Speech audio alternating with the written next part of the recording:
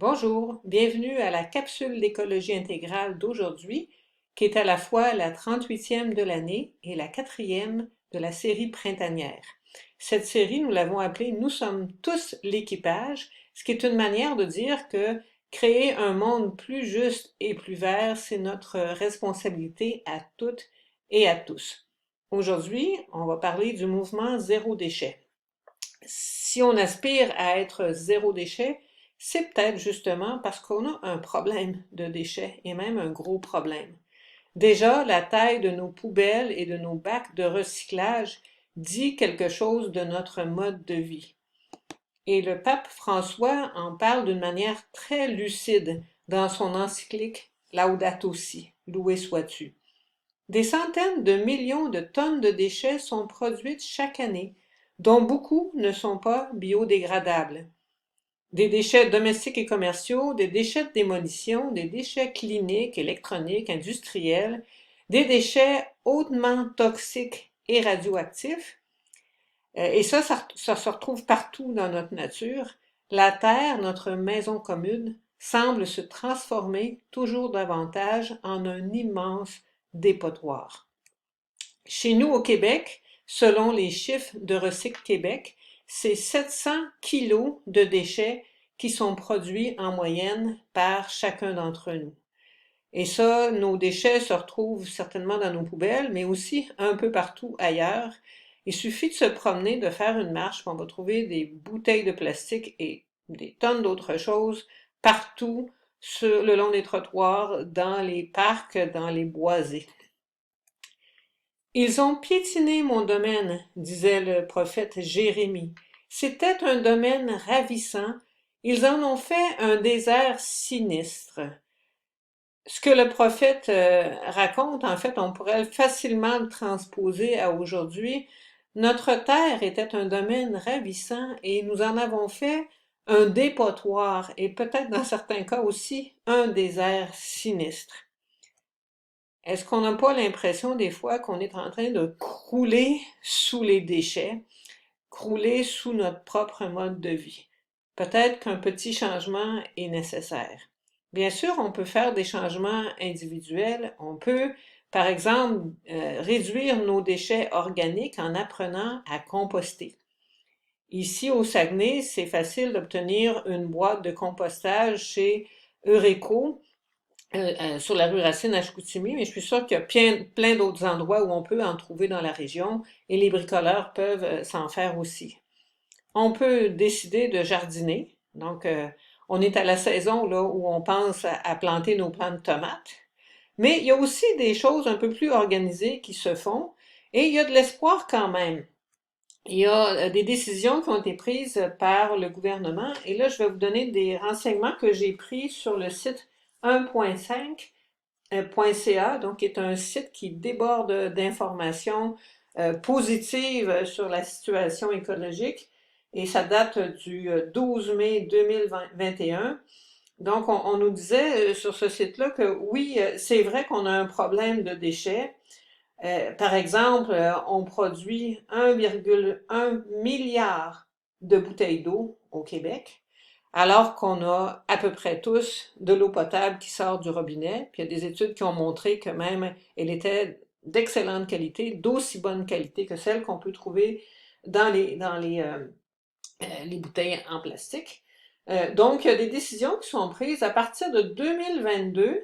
Tous les contenants de boissons prêtes à boire de 100 millilitres à 2 litres vont être consignés, qu'elles soient en plastique, en verre ou en métal.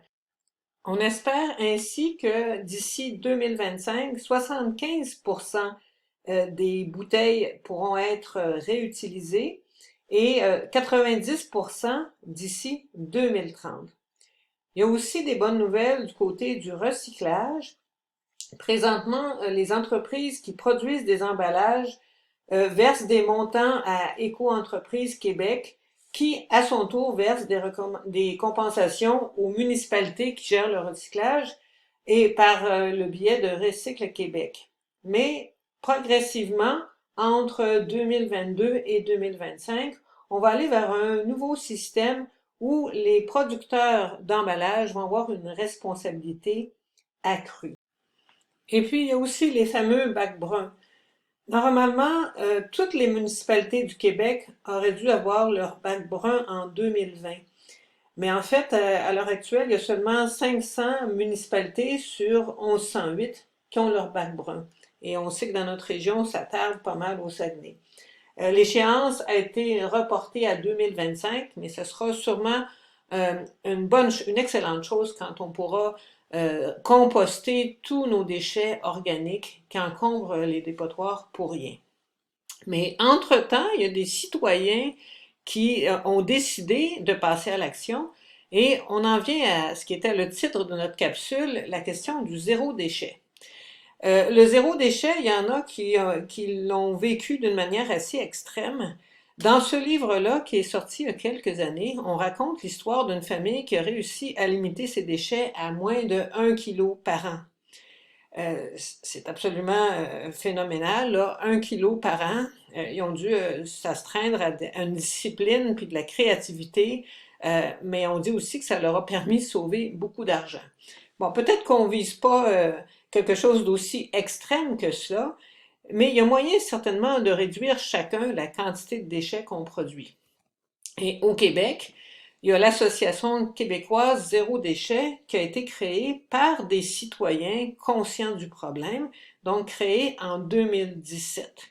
Et cette association-là offre une foule de services et fait des événements aussi. Donc, il y a un festival Zéro Déchet, il y a des conférences, il y a des ateliers, il y a des ressources pour s'informer, il y a des cercles pour les entrepreneurs pour que ce ne soit pas seulement les citoyens avec leurs ordures domestiques qui soient réduites, mais aussi les entrepreneurs. Et il y a des groupes locaux qui se forment un peu partout là, pour s'entraider autour du principe zéro déchet. Donc, zéro déchet, c'est quoi l'idée de ça?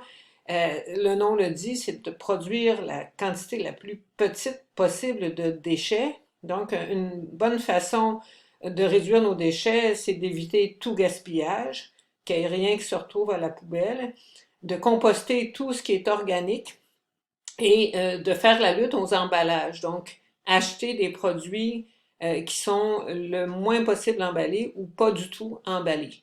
Et quand on fait du jardinage, ben c'est une bonne façon, par exemple, d'avoir aucun emballage, ou quand on achète des produits directement du producteur et qu'on arrivera avec notre panier ou notre sac pour rapporter nos achats, c'est une bonne façon d'avoir du zéro déchet. Mais il y a aussi des boutiques zéro déchet qui se mettent en place un peu partout. Donc, c'est des boutiques où on met ça comme principe. Il y a beaucoup de produits en vrac. On arrive avec nos propres bocaux, nos propres contenants qu'on pèse et on remplit et on paye selon ce qu'on a le poids de nos achats. Dans notre région, il y a un groupe Facebook qui s'appelle Vivre zéro déchet et minimaliste. Et je voulais aller regarder là, combien il y avait de boutiques ou de commerces zéro déchet. Puis sur cette page Facebook, on trouve une liste qui est vraiment beaucoup plus longue que je l'aurais cru. Parce qu'il y a bien sûr, il y a des boutiques zéro déchet qui sont spécifiquement appelées comme ça, mais il y a beaucoup d'autres commerces où on valorise justement on dévalorise les emballages, puis on valorise là, le moins d'emballage possible. Donc, il y en a de toutes sortes qui vendent en vrac. Donc, vous irez voir, là, il y a une liste vraiment impressionnante d'endroits qui peuvent nous aider à vivre avec le minimum de déchets. Quant à moi, je suis bien contente d'avoir une boutique zéro déchet à 2 pas de chez nous et je suis de plus en plus une cliente assidue de cet endroit-là. La semaine prochaine, on découvrira l'écoquartier du centre-ville de Chicoutimi.